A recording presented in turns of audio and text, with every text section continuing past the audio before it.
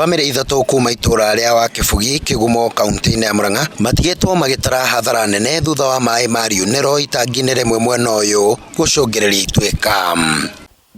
Mugundo wa affectitwo ni mai kuma itangi-ini tondu hindi ria mai maiyura ma overload itangi ria nirikuwa na outlet ya kuruta mai mau nigetha rite mai na mai mau nimo macokete guka riu makonererio thiini wa mugunda ti undu wa kiambiriria nitugeretie kwa ihinda ira tukiuga mai maya mahingo ni tondu maroimagira mihongoro-ini haha ya huko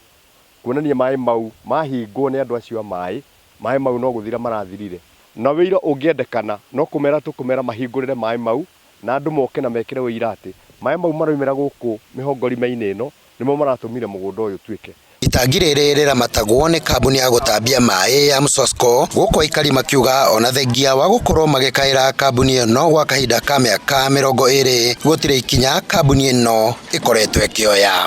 Undu uri wahinga kuma ria ndurite njitanite kuma mwaka wa 2000 na ni mokaga ndathie kwao mawabici-ini makarega guka kuona uguo ni thumbukite ihinda inene muno tondu na bara eno egiakwo no ndametire ngimera ndamuthaitha kaimwone mai ma uria marathinia nginya rami eno ngimera riu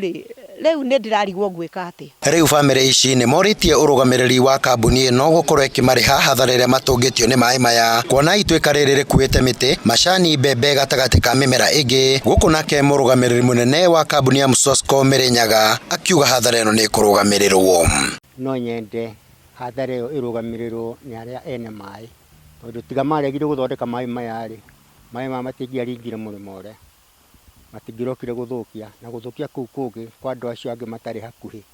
tondu no matiri guku. Ni tukurutithania wira nake tuone how we can remedy the situation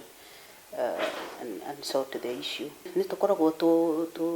twina insurance ya liability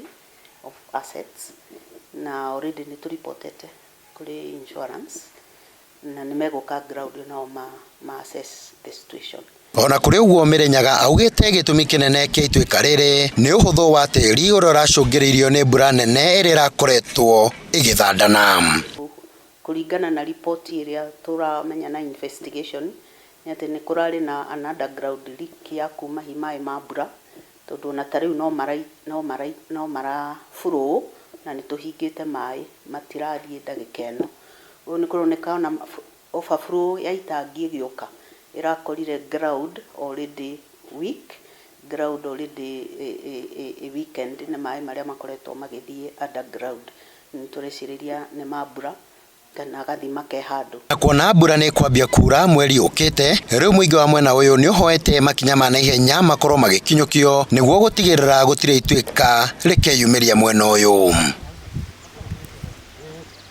Na MCA wa Kangari Charles Kahoro augite mihango ya kuriha aria mahutio ni matwika ni kururagia guku akihoya ona aria matwikirwo hau kabere na matire marihwo makorwo makirihwo.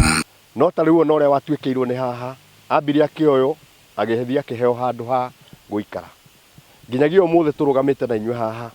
miaka irorete miaka ena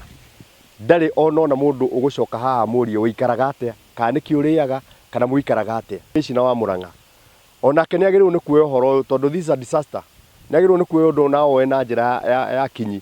na niguo moye mamenye family ici uria igu compensate. Andũ-inĩ Hanjata TV kuma Kigumo kaunti-inĩ ya Murang'a ni Kanyoro wa Wanjiru.